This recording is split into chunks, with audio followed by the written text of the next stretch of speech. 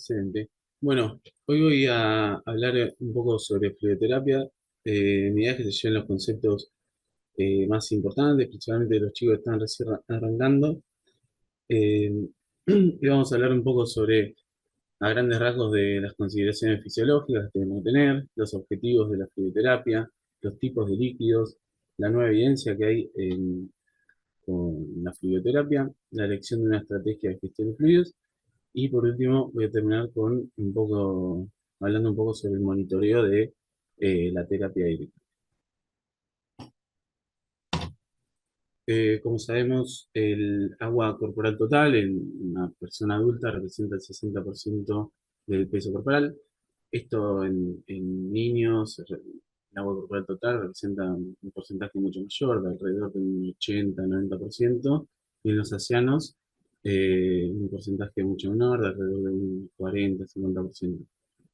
Este 60% de- de líquido, tenemos dos tercios, lo vamos a tener en el intracelular, y el otro tercio, es decir, un 20%, lo vamos a tener en el extracelular, que a su vez lo tenemos divididos en los espacios intersticial, alrededor de un 14-15%, un 5% en el plasma y un 1% en líquido transcelular, que corresponde a los espacios sinovial, peritoneal, pericárdico, entre otros.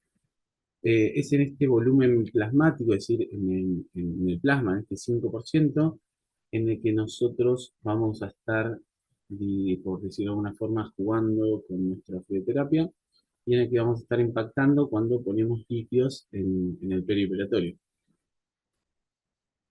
Ahora bien, entonces nosotros ponemos un fluido y entramos a un volumen plasmático que tiene una osmolaridad normal de unos 285 a 300 miliosmoles litros.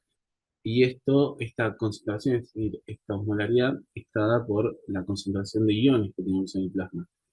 Recordemos que el ion que más nos va a impactar en este volumen intravascular es el sodio.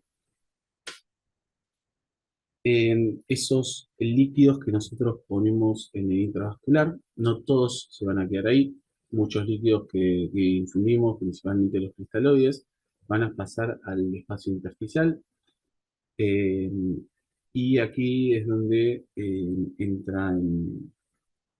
se entra en juego, digamos, este concepto de las fuerzas de Starling, en el cual se basa en el paso de líquido entre los vasos y el intersticio por diferencias de presiones hidrostáticas y colosmóticas que tenemos a un lado y a otro eh, de los vasos. Lo que pasó con el correr de los años, se ha ido estudiando cada vez más esta membrana, esta capa que se encuentra en el endotelio en contacto eh, con el plasma. Y ahora, más que las mismas fuerzas de Starling y esas presiones oncóticas que mantienen los líquidos a nivel intravascular, se vio que es ese glicocálix el que finalmente determina qué tanto de líquido que nosotros administramos se queda en el intravascular o pasa a intersticio y puede producir un edema intersticial.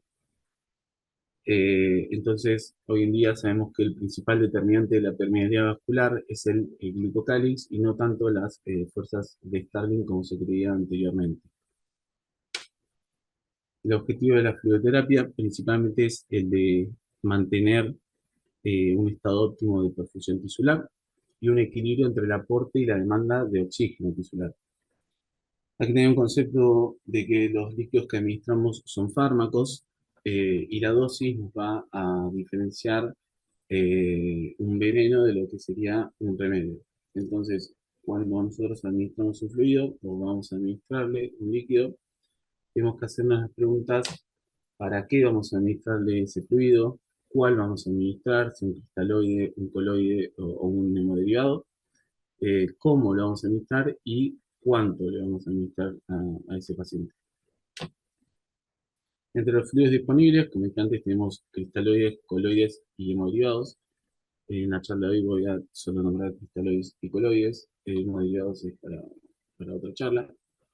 Los cristaloides son soluciones de electrolitos en agua estéril. Todos contienen sodio y cloro en mayor o menor medida, como vamos a ver más adelante.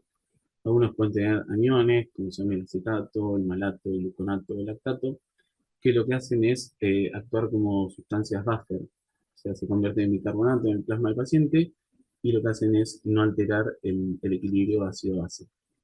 Según su composición, los podemos clasificar como balanceados o no balanceados, según su similaridad con el plasma, y según su tonicidad en relación al plasma, pueden ser hipotónicos, con solución sanguínea del 0,45%, isotónicos, como la solución sanguínea 0,9, plasma light o Ringer lactato, o las hipertónicas, como la solución sanguínea al 3%. En cuanto a la solución salina del CEL9, que es el estudio que mayormente utilizamos en el día a día, tiene una molaridad de 308 milismoles litros, es decir, se considera isotónico respecto al plasma, por más que tenga una leve hiperosmolaridad.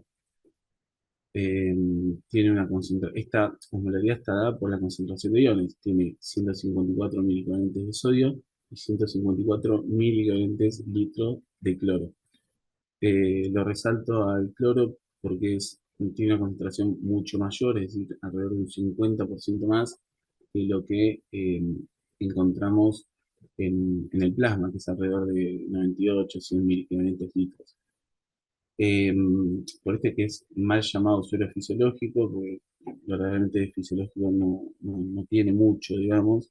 Este exceso de cloro lo que genera en el paciente a grandes dosis, si consumimos grandes cantidades de solución salina, nos puede producir una acidosis metabólica hiperclorémica, que lo que causa es un aumento de las especies nitrógeno activas, aumenta el daño endotelial, dañando el cáliz, disminuye la tasa de filtrado glomerular y nos puede causar una lesión renal aguda.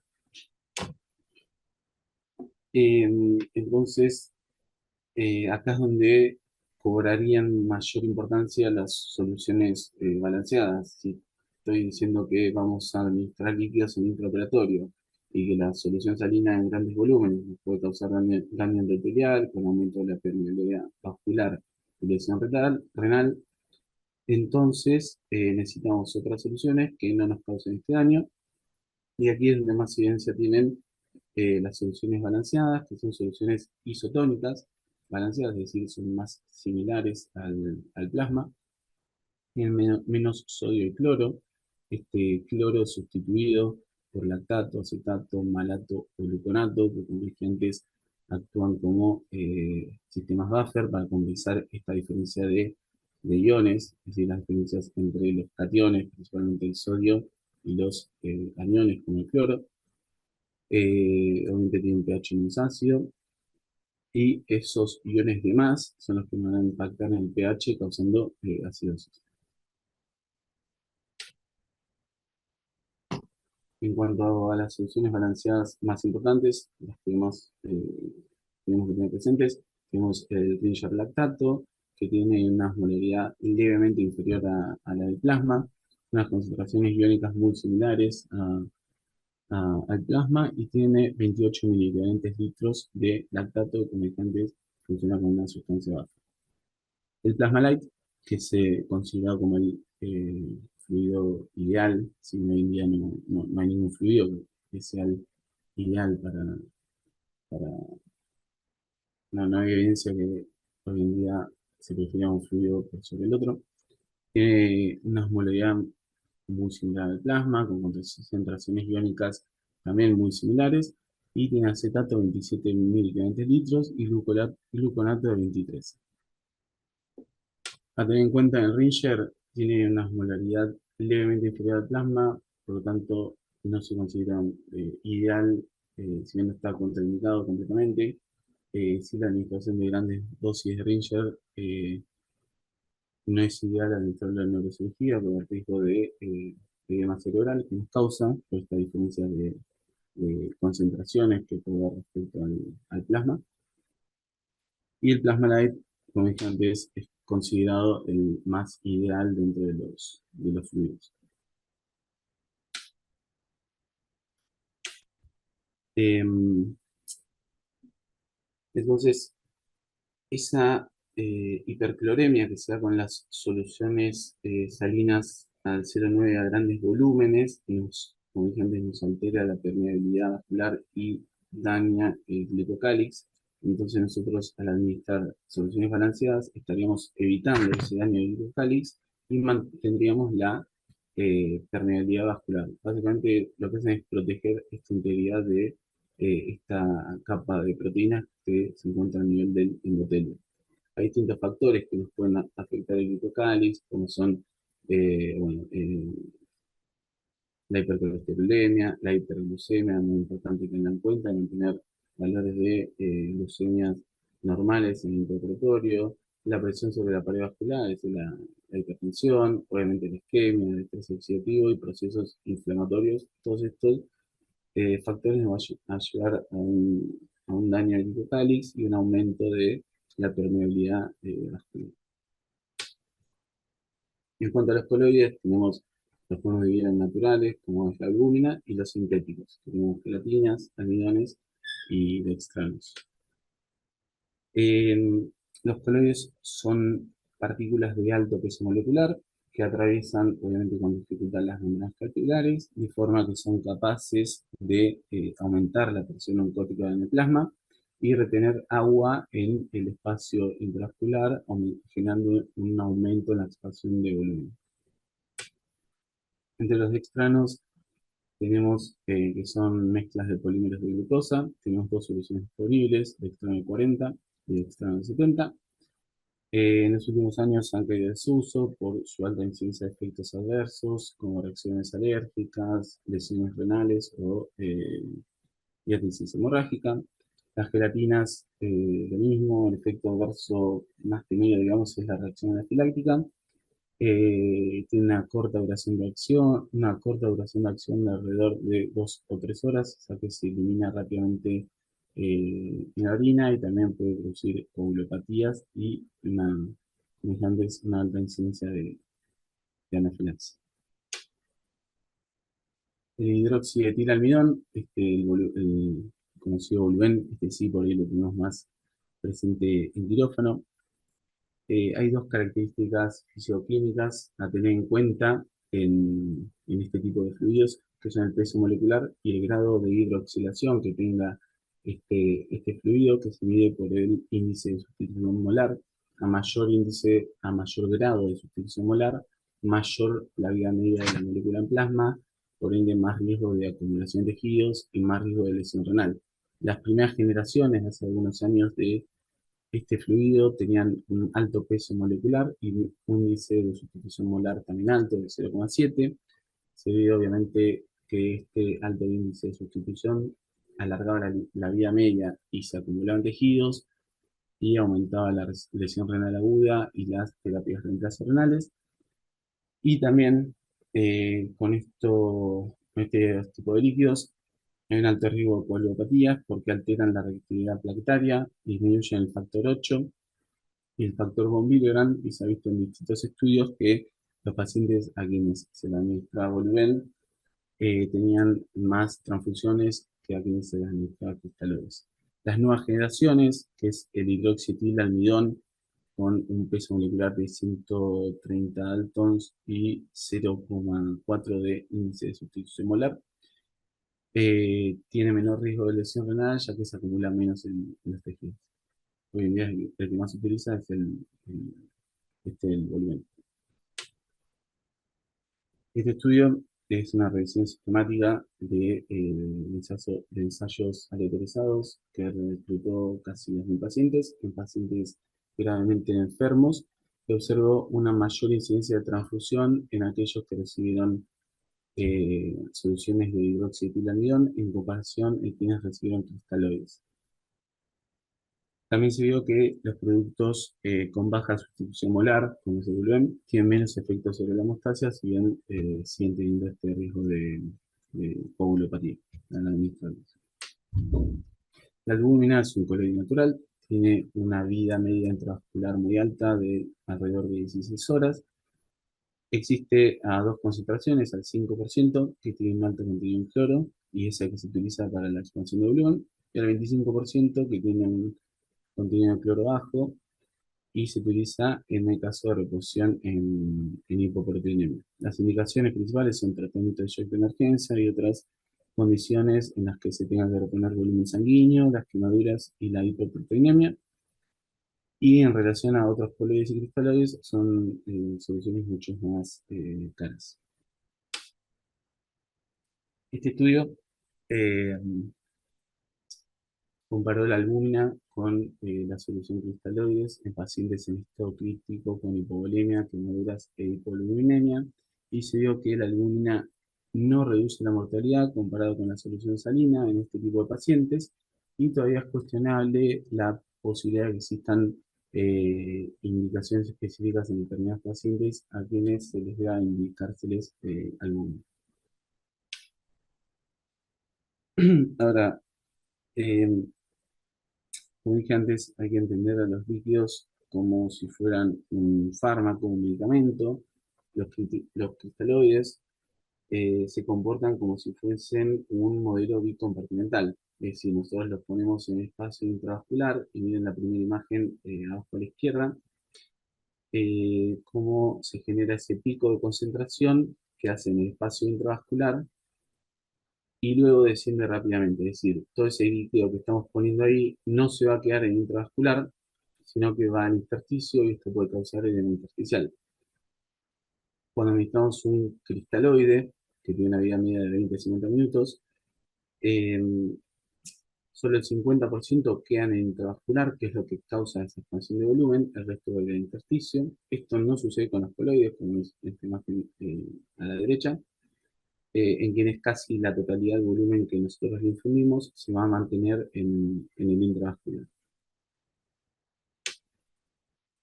Un poco más de lo mismo, la distribución teórica de los líquidos infundidos, vemos como los cristaloides, solo un 20% se mantienen en el intravascular, el resto va al intersticio, y los coloides, alrededor de un 80 o un 100%, se van a mantener en el espacio intravascular, generando una expansión de volumen. Esta imagen les resalté por ahí lo que más quiero que se lleven o que le presten atención. Vemos como los cristaloides, la solución salina tiene respecto al plasma altas concentraciones de sodio y cloro principalmente, mientras que el lactato y plasma light son soluciones con concentraciones iónicas más similares al plasma. Vemos como la osmolaridad de la solución salina y del plasma light son muy similares al plasma, al igual que el Ringer lactato. Sin embargo, tiene alrededor de 15 a 20 miliequivalentes eh, miliosmoles litros menos que respecto al plasma. Esa hipoosmolaridad es la que nos puede llevar a un riesgo de edema cerebral en el paciente si nosotros tenemos grandes volúmenes en, en la neurocirugía. Y vemos el volumen efectivo, es decir, el volumen que queda en el plasma luego de su administración, es alrededor de un 20% con los cristaloides y entre un 70 y un 100% con los distintos coloides. Recuerden que el rinsolato es levemente osmolar respecto al plasma, no administrar neurocirugía por riesgo de edema cerebral. Estos dos estudios, el primero es un metaanálisis con un poco más de 1000 pacientes, en el cual se concluye que las soluciones balanceadas tienen menor incidencia de acidosis metabólica respecto a la solución salina en 0,9, pero no hubo diferencias en cuanto a mortalidad o terapia de reemplazo renales.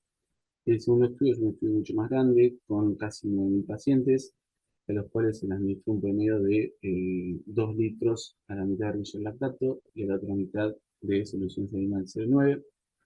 Y se vio que las complicaciones, tanto en mortalidad intrahospitalaria como complicaciones postoperatorias mayores, incluidas complicaciones renales, respiratorias, infecciosas y hemorrágicas, no tenían una diferencia estadísticamente significativa con la administración de estos dos fluidos. Entonces, los que concluyen los eh, médicos que realizan este estudio, que se puede administrar cualquiera de estos dos fluidos en el caso de el reemplazo de volumen vascular de rutina en la cirugía no cardíaca. No se ve una diferencia estadísticamente significativa de las complicaciones con uno u otro líquido. En cuanto a la elección de una estrategia de gestión de fluidos, tenemos que plantearnos qué estrategia vamos a elegir y si vamos eh, a establecer un monitoreo invasivo o no. En qué nos vamos a basar para pensar si vamos a elegir una estrategia restrictiva, una liberal, una guiada por objetivos. Debemos fijarnos en la pérdida esperada de sangre durante la cirugía, el desplazamiento no hemorrágico de líquidos, las cavidades corporales abiertas y heridas, y las comorbilidades del paciente, principalmente insuficiencia cardíaca, EPOC y anemia, que nos van a aumentar o bien el consumo de oxígeno o nos va a disminuir la oferta del mismo. Las cirugías mínimamente invasivas o moderadamente invasivas, la administración de 1 o 2 litros de cristaloides durante la cirugía en 30 minutos a 2 horas es suficiente. Hay que tener en cuenta o tener cuidado con pacientes con insuficiencia cardíaca o TOC, en los cuales vamos a administrarles un volumen total en el extremo inferior de este rango, es decir, vamos a administrarles 1 litro y vamos a ir viendo, incrementando en base a la respuesta que tenga nuestro paciente. Distinto es una cirugía invasiva mayor, en la cual vamos a tener que plantear qué estrategia vamos a utilizar en nuestro paciente, ya sea una estrategia restrictiva o de equilibrio cero, una liberal o una guiada por objetivos, que es lo que actualmente se está viendo que ha tenido mejores resultados. En cuanto a la estrategia restrictiva, corrige solo las pérdidas de fluidos por la cirugía, tiene riesgo de lesión renal aguda, acidosis, hipotensión e hipoxia. Se suele utilizar para cirugías mayores y masivas con sangrado esperado de menos de 500 mililitros. ¿Cómo se realiza esta estrategia? En el intraoperatorio vamos a administrar cristaloides a razón de 3 mililitros kilo hora para reemplazar las pérdidas sensibles e insensibles. En el caso de sangrado, vamos a reponer cristaloides a razón de 1,5 en base al sangrado, es decir, si sangra 1 litro de paciente, vamos a administrarle 1,5 litros de cristaloides, y si administramos coloides, la razón va a ser 1 a 1. 1 litro de sangre, 1 litro de coloides, hasta que alcanzamos el umbral para transfusión de glóbulos rojos, que también este umbral puede ser, como plantea una estrategia liberal, digamos, con una hemoglobina de 9, algunos transfunden, o algo más restrictiva, una hemoglobina de 7. No realizamos una precarga previo al bloqueo neuroaxial o inducción de anestesia general. Eh, lo que se prefiere es expresar volumen con el mundo supresor. No reemplazamos pérdidas no anatómicas del tercer espacio. Ya se vio en distintos estudios que este tercer espacio es ficticio. Antes, hace muchos años, se creía que se extravasaba líquido a un tercer espacio que realmente no existe. Y la evidencia nos dice que la fluidoterapia restrictiva se ha asociado con mejores resultados que los enfoques tradicionales liberales en los pacientes. En cuanto a la estrategia liberal, en esta se reponen los requerimientos basales, el ayuno, la perspiración y exudación a través de la herida quirúrgica, el secuestro del tercer espacio y la pérdida de sangre. Se administra en el intraoperatorio cristaloides a razón de 6 mililitros kilo hora, es decir, el doble de que se hace con una estrategia restrictiva. Con esto tenemos un mayor riesgo de edema pulmonar, de disfunción de anastomosis, coagulopatía dilucional, entre otras alteraciones, obviamente de falla multirrámica. ¿Cómo se plantea esta estrategia? Esta estrategia se calcula los déficits preoperatorios presuntos, también las pérdidas de sangre y orina intraoperatorias. Se administra líquido adicional para compensar las pérdidas de este tercer espacio. Se administran grandes volúmenes de líquidos cuando realizamos un bloqueo neuroaxial.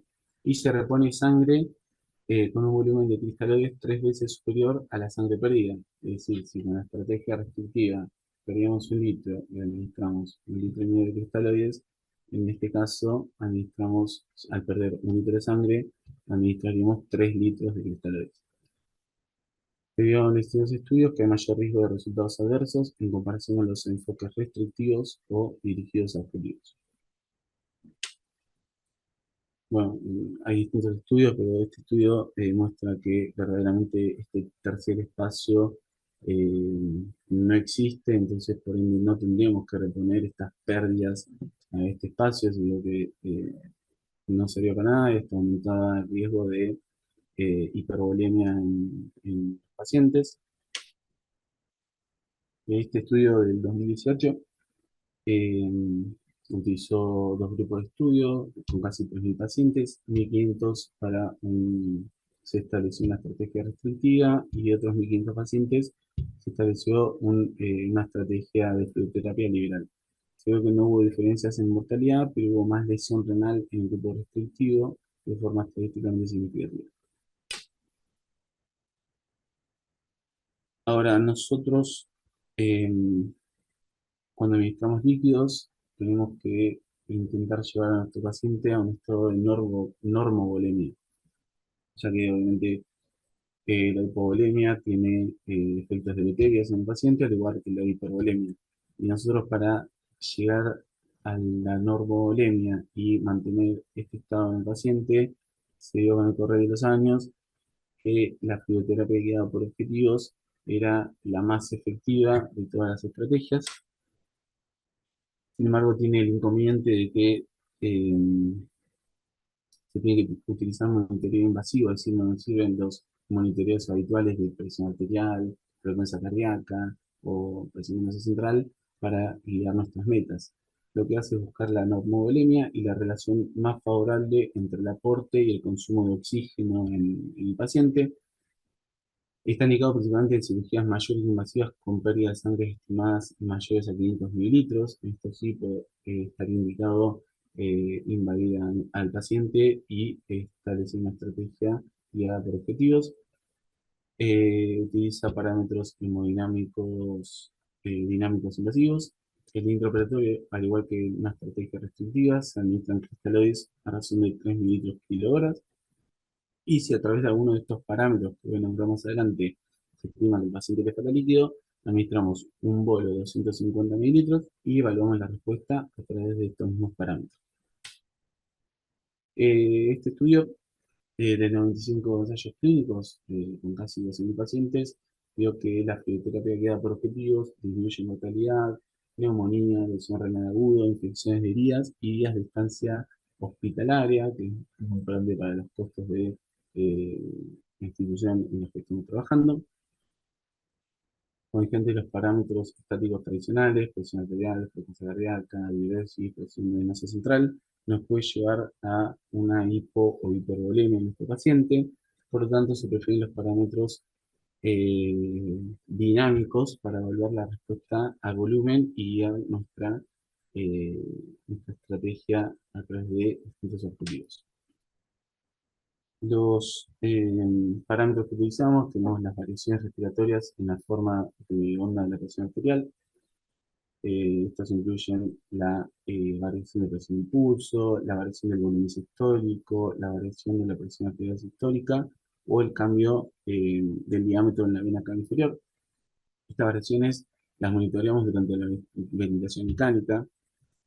Recordemos que cuando ventilamos al paciente lo hacemos por presión positiva, eh, al contrario de lo que pasa cuando respiramos normalmente, que es con presión negativa.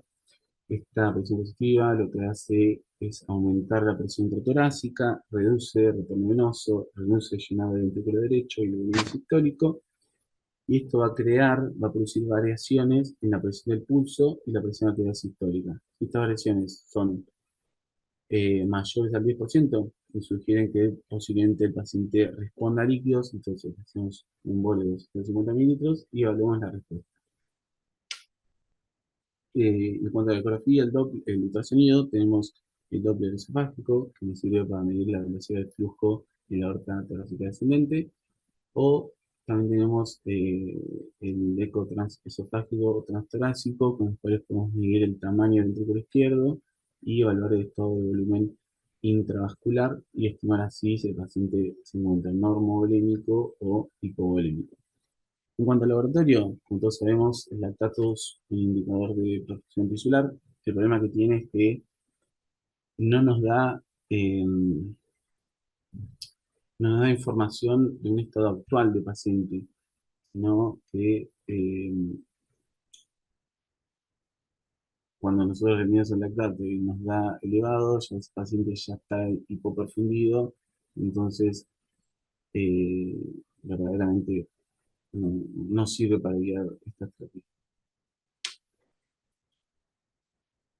Y brevemente hablando un poco del manitol, eh, es una solución hipertónica, tiene alrededor de 823 kilosmoles litros, es decir, es mucho más hiperosmolar respecto al plasma. Es un diurético osmótico que a nivel cerebral lo que genera es un gradiente osmótico entre el plasma y el tejido parenquimatoso, y a nivel renal se filtra a través del glomérulo y no se reabsorbe, produciendo esta diuresis. Tiene un inicio de acción rápido, alrededor de 15 minutos, mantiene su efecto durante 1,5 a 6 horas y se puede administrar cada 4 horas, mientras la osmolaridad plasmática se mantenga en rangos normales. Los usos principales son para la reducción de la presión intracraneal debido a edema cerebral, traumatismo o hemorragia intracerebral, reducción de la presión intraocular en caso de glaucoma e intoxicaciones por tóxicos que tengan eliminación renal principalmente. Las dosis, nosotros en quirófano disponemos de una solución al 15%, es decir, tiene 15 gramos por cada 100 mililitros de solución, y la dosis va de 0,5 a 2 gramos kilo, infundido en 10 a 30 minutos. Luego, según la respuesta de estado clínico, podemos volver a administrar otra dosis a las 4 o 6 horas. Más o menos, para que tengan una idea, a un paciente de 70 kilos le administramos 250 a 300 mililitros de mannitol. Esa sería la dosis. Y acá les dejo, les dejo una foto al mannitol que tenemos en el quirófano. Bueno, tiene 15%, tiene 15 gramos por cada 100 mililitros y tiene una osmolaridad de 823 mililitros litros. Las complicaciones que puede tener, depresión de volumen e hiponatremia, obviamente, pero también puede causar expansión de volumen con hiponatremia, hipercalemia y acidosis metabólica. ¿Esto por qué? Esto sea principalmente en pacientes que tengan insuficiencia renal, porque el mannitol no se va a eliminar, es decir, se va a retener en la circulación. Esto causa un aumento de la osmolaridad plasmática, que lo que hace es que lleva el agua y el potasio fuera de las células. Esto produce una expansión de volumen, diluye el sodio, es decir, hiponatremia, acidosis metabólica, también por reducción, e hipercalemia. Y también se puede ver que causa lesión renal. Listo.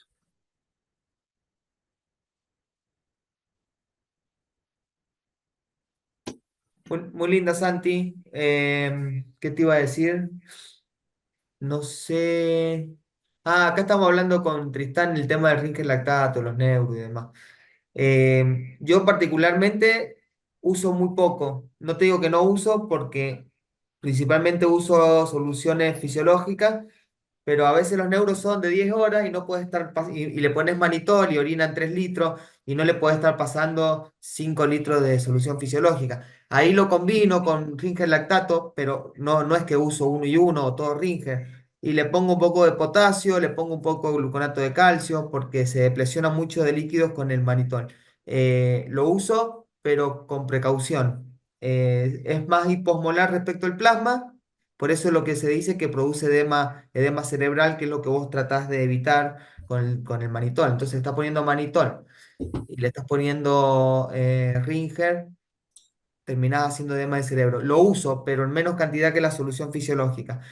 Después, en los pacientes que sí tienen una herniación, que tienen edema cerebral y que tienen mucha PIC, en esos pacientes donde tenés que hiperventilarlo, tenés que no usar Ringer lactato porque esa pequeña cambio de osmolaridad, esos pequeños edema cerebral que te puede producir, no uso PIP y todo lo que te puede producir aún más aumento de la presión intracraneana, se lo trato de sacar al paciente. Entonces hay que elegir el paciente a quién se los va a pasar. Lo mejor sería usar el Plasma Light o la otra que se llama Normosol, Bueno, que tiene un pH neutro, tiene todos los electrolitos, pero no tenemos. Habría que ver la posibilidad de tratarlo de fabricar de forma artesanal, porque como vos bien dijiste, los líquidos son un fármaco y es el fármaco como que más usamos en los pacientes y estaría bueno administrarlo de la forma correcta. Y lo del glicocalis también es súper importante. Si vos le pasás mucho oficio, el paciente le arruinás el líquido cáliz, empieza a hacer edema intersticial y todos los problemas que trae eso. También predispone a la hemorragia y demás. ¿Cuál es el plan, nosotros tenemos? ¿Cuál es de los que vos mencionaste?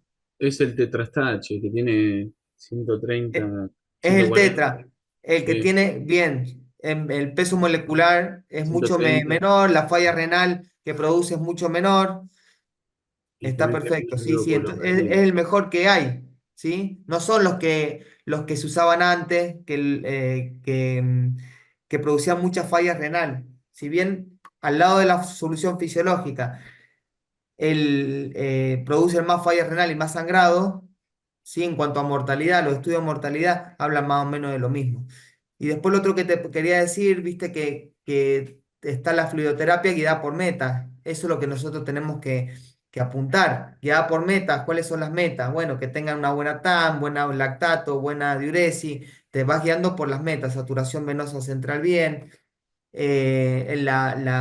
variación del volumen sistólico, la variación de la presión de pulso adecuada, pero no todos los pacientes tienen arterial, a no todos le ponemos una sonda. Entonces, cuando no tenés metas para guiarte, está bueno lo que bien decías vos, que hacer un volumen por kilo por hora en la mayoría de las cirugías no complicadas o no críticas o pacientes no críticos, que está perfecto entre 2 y 6 mililitros kilo hora, depende de qué cirugía sea, y que si una cirugía abierta, abdominal, entonces ahí le haces ese basal y le repones las pérdidas. Bueno, si orinó tanto, le pasás, si sangras tanto, le pasás y tratás de hacer un balance neutro. Después una cirugía más al paciente crítico y lo vas a invadir, bueno, ahí sí, hacerlo guiado por meta, que es lo mejor que podemos hacer. Empieza a subir el láctico, tenemos mucha variabilidad de la presión de pulso. Bueno, le ponerle más líquido.